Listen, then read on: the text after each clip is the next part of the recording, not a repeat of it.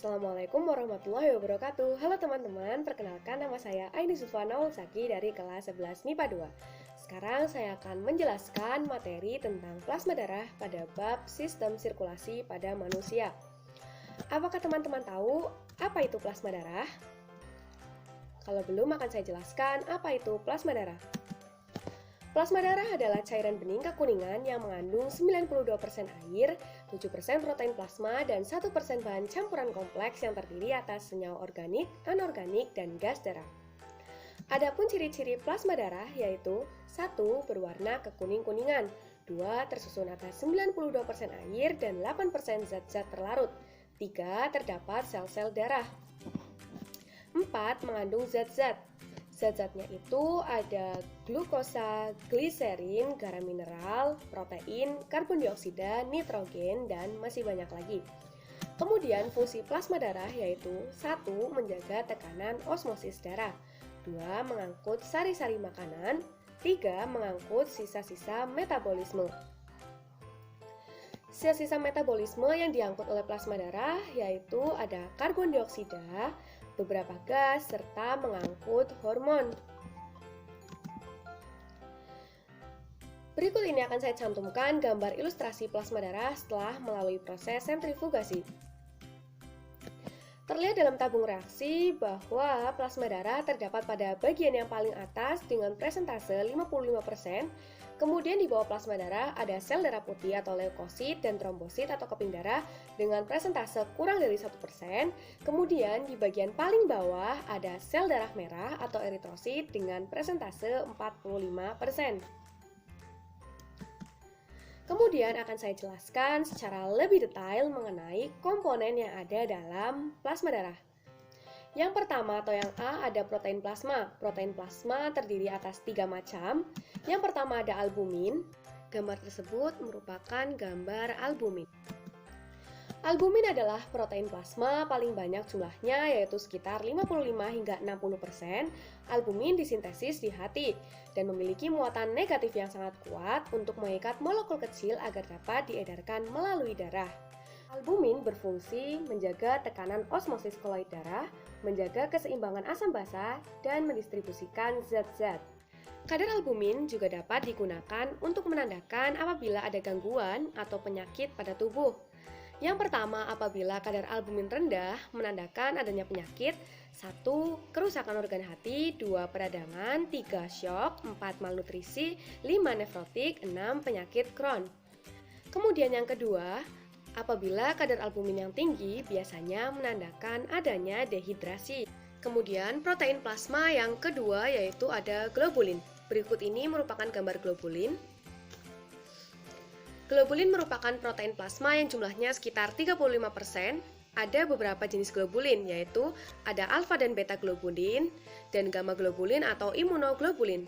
Alfa dan beta globulin disintesis di hati, berfungsi sebagai pembawa lipid atau lemak, hormon, dan berbagai substrat lainnya. Dan gamma globulin atau imunoglobulin merupakan protein plasma bermuatan negatif terlemah, disintesis di dalam jaringan limfoid. Gamma globulin merupakan antibodi yang berfungsi untuk imunitas tubuh atau kekebalan tubuh. Gamma globulin atau imunoglobulin terbagi menjadi 5 kelas, yaitu yang pertama ada imunoglobulin A atau IgA, yaitu antibodi sekretori yang ditemukan dalam konsentrasi tinggi pada selaput lendir, terutama lapisan saluran pernafasan dan saluran pencernaan, serta pada air liur dan air mata.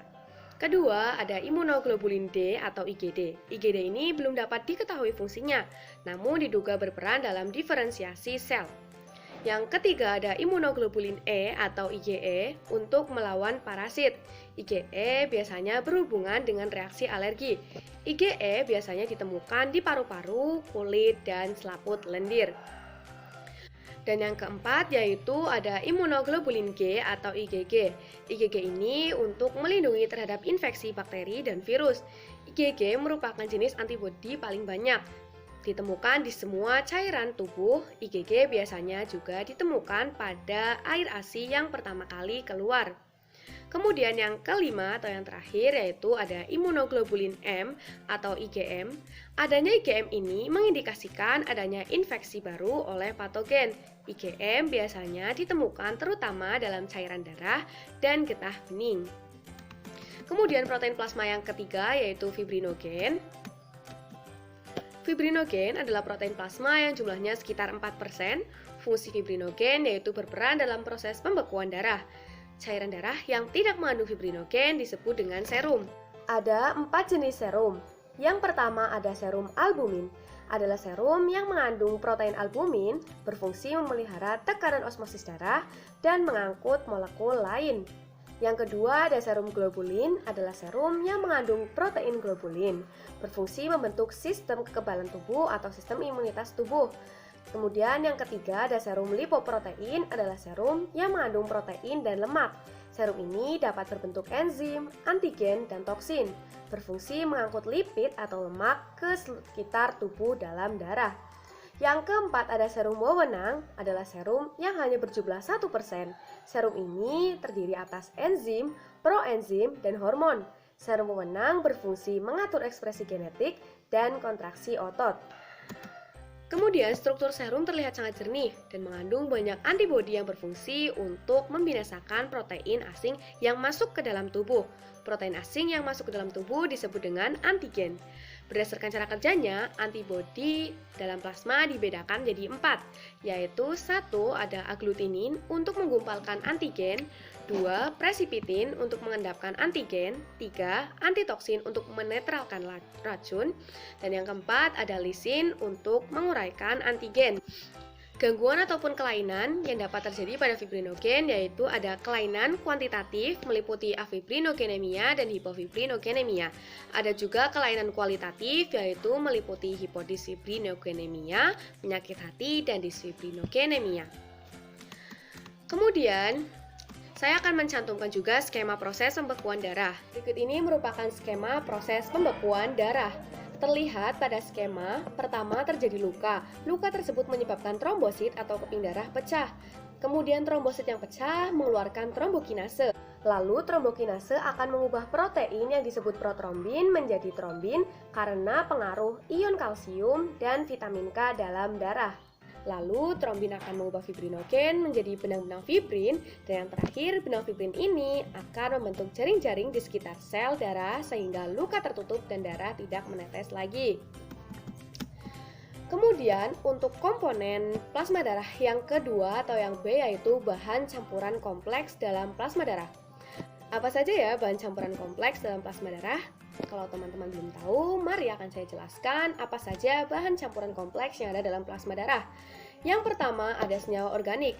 Senyawa organik ini meliputi glukosa, lemak, asam amino, urea, asam urat, kreatin, dan kolesterol.